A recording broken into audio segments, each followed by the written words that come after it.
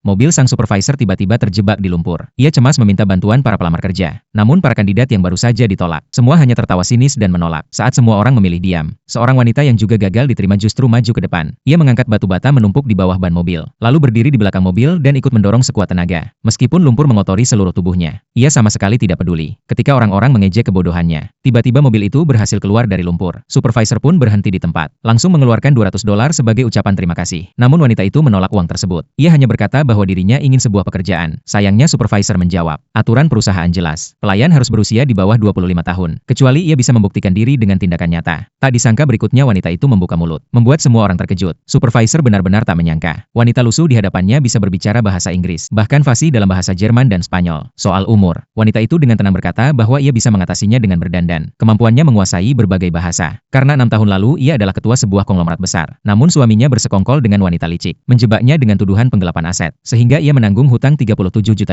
dan dipenjara 6 tahun 8 bulan. Setelah bebas, sang suami justru merendahkannya, menganggapnya hanya seorang mantan narapidana. Tak lama kemudian, ia menyadari semua hanyalah jebakan suaminya bersama wanita licik itu. Tujuannya tak lain untuk merebut seluruh hartanya. Saat ia mengira dirinya sudah tak memiliki apapun, ia tak tahu bahwa takdir sedang menyiapkan kejutan besar. Karena dulu, ia pernah membantu seorang anak miskin. Anak itu kini telah tumbuh menjadi seorang CEO sukses. Dulu wanita ini pernah memberinya modal $300.000 untuk memulai usaha. Sejak saat itu, pria itu bersumpah akan membalas budi. Setelah meraih kejayaan, ia selalu menyimpan kursi ketua direksi untuk wanita itu, hanya menunggu hari ia bebas dari penjara, untuk kembali mengambil alih perusahaannya. Demi itu, ia bahkan menyiapkan pesta penyambutan besar, untuk mengumumkan di depan semua orang, bahwa wanita itu akan menjadi ketua direksi, dan perekrutan pelayan yang dilakukan supervisor. Sebenarnya untuk pesta tersebut, namun sebelumnya wanita itu karena memiliki catatan kriminal, ditolak di mana-mana, tak punya tempat tinggal. Ia hanya bisa tidur semalam di bangku taman. Keesokan harinya, ia kembali mencari pekerjaan. Akhirnya mendapat kesempatan yang tadi. Keesokan harinya ia datang bekerja di pesta tersebut. Namun di sana ia bertemu dengan mantan suaminya. Pria itu dengan sombong berkata, bahwa pesta ini diadakan untuk ketua direksi baru. Dan ia, seorang mantan narapidana, tidak pantas ada di sini. Ia pun memanggil supervisor. Supervisor langsung meminta maaf kepada para tamu, lalu memindahkan wanita itu ke area lain. Namun diam-diam, wanita licik mendekati meja pameran, mencuri kalung yang sebenarnya disiapkan sang CEO untuk wanita itu. Saat wanita sedang bertengkar dengan mantan suaminya, wanita licik itu dengan licik menyelipkan kalung curian ke dalam saku wanita. Kemudian berpura-pura menuduh bahwa wanita yang terlilit hutang besar ini pasti datang untuk mencuri. Ia menyarankan semua tamu memeriksa dompet mereka. Orang-orang pun mulai meragukan wanita itu. Wanita licik lalu berpura-pura menemukan kalung di sakunya dan menuduhnya sebagai pencuri. Berita itu segera sampai ke telinga sang CEO. Ia langsung memerintahkan sopir mengebut menuju lokasi. Sementara itu, para tamu langsung menuding wanita itu pencuri. Bahkan wanita licik dengan sengaja mengusulkan agar tubuhnya digeledah. Tamu lain ikut bersuara setuju. Mereka bahkan maju bersama hendak merobek pakaiannya. Wanita itu marah besar, dengan lantang berkata bahwa mereka semua pernah menerima kebaikannya, tapi kini malah menuduhnya tanpa bukti. Namun wanita licik tetap bersikeras, menghasut semua orang agar